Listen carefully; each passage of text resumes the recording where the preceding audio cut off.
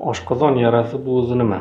Oshqozon yarasi oshqozon devorida chuqur defektlar bilan rivojlanadigan surunkali, qaytalanib turuvchi yallig'lanish kasalligi hisoblanadi. Oshqozon yarasini keltirib chiqaradigan sabablar nimalardan iborat? Birinchisi albatta irsiyat, ya'ni genetik moyillik. Ya'ni otada yoki bir qarindosh urug'ida yara kasalligi bo'lsa, farzandlarida yoki jiyanlarida albatta yara kasalligi uchrash ehtimoli yuqori bo'ladi. Ikkinchisi noto'g'ri ovqatlanish, ya'ni ovqatimiz tarkibining sifatsizligi natijasida oshqozonda hazm trakti bilan bog'liq bo'lgan muammolar kuzatiladi. Bu orqali oshqozon yarasi kelib chiqishi mumkin.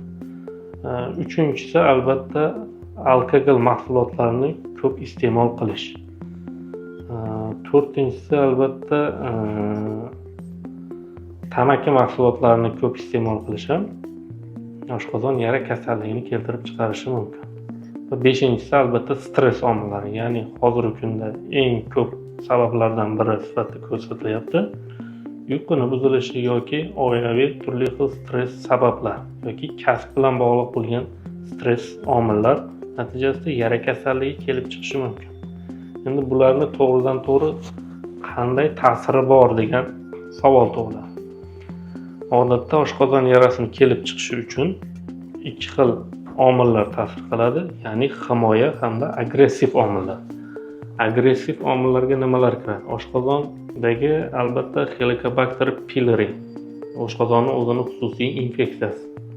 Keyingisi oshqozon shilliq qavatdan ishlab chiqariladigan Helicobacter pylori hamda turli xil fermentlar, masalan, pepsinogen ferment.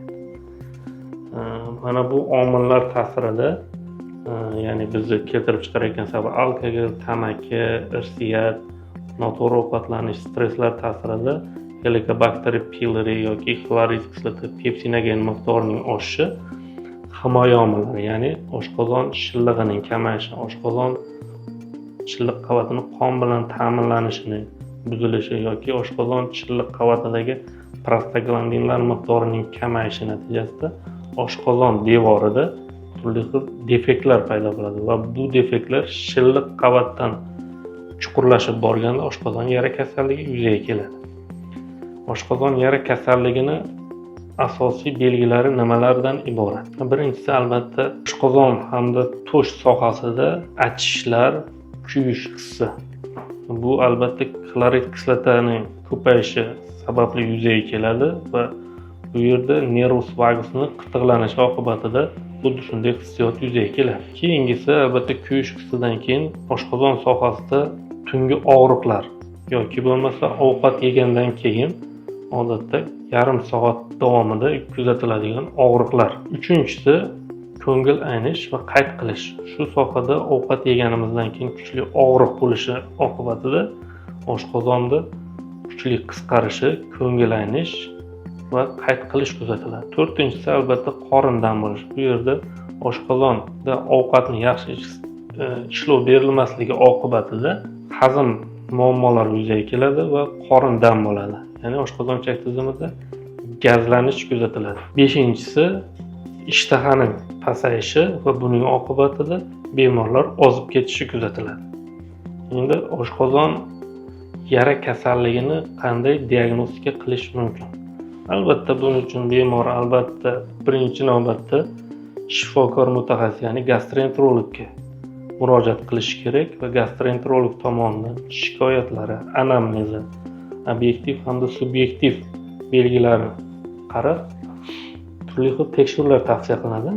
Eng ko'p tavsiya qilinadigan tekshiruvlar bu albatta umumiy qon tahlilida gemoglobin miqdorini ko'rish va bularda shaklli elementlar hamda mineral moddalar, temir miqdori, vitamin komplekslar miqdorini aniqlash.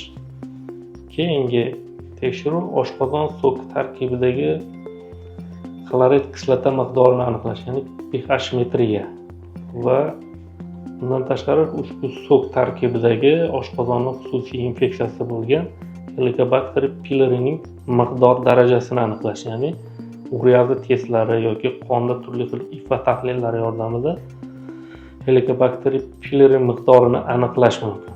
Bundan tashqari keyingi tekshiruvimiz rentgen diagnostika. Asosan bu yerda kontrastli rentgen tekshiruv yordamida oshqozon devorida turli xil tokcha simptomlarini aniqlash mumkin.